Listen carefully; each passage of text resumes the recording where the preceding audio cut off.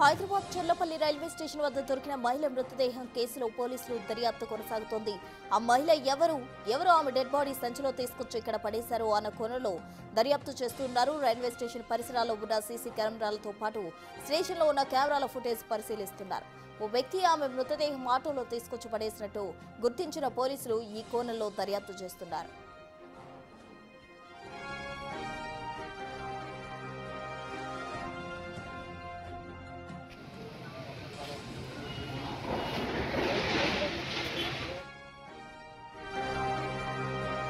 హైదరాబాద్లోని రాజేంద్రనగర్ పిఎస్ పరిధిలోని కిస్మత్పురాలో దొరికిన మహిళ మృతదేహం వివరాలు గుర్తించారు పోలీసులు.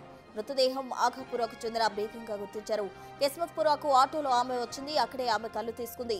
అయితే ఆ తర్వాత ఆమెను తీసుకెళ్లింది ఎవరు, హత్య చేసింది ఎవరు అనే అంశంపై పోలీసులు దర్యాప్తు చేస్తున్నారు. మృతదేహంపై దుస్తులు లేకపోవడంతో అత్యాచారం అలాగే హత్య అనే కోణంలో ఎంక్వైరీ చేస్తున్నారు. సీసీటీవీలు క్షుణ్ణంగా పరిశీలిస్తున్నారు పోలీసులు.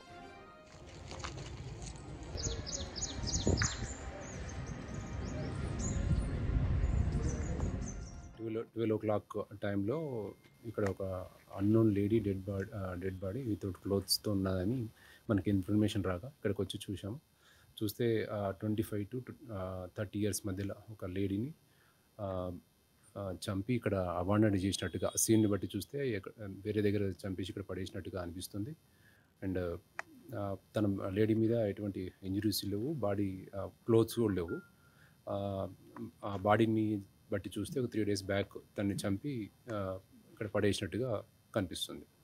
అంటే మన సీసీ కెమెరాలు ఇక్కడ దగ్గరలో సీసీ కెమెరాస్ ఉన్నాయి, అవి కూడా వెరిఫై చేస్తున్నాం. అండ్ ముందు కూడా సీసీ కెమెరాస్ ఉన్నాయి, అది కూడా వెరిఫై చేస్తున్నాం. మనకి 12 o'clock టైంలో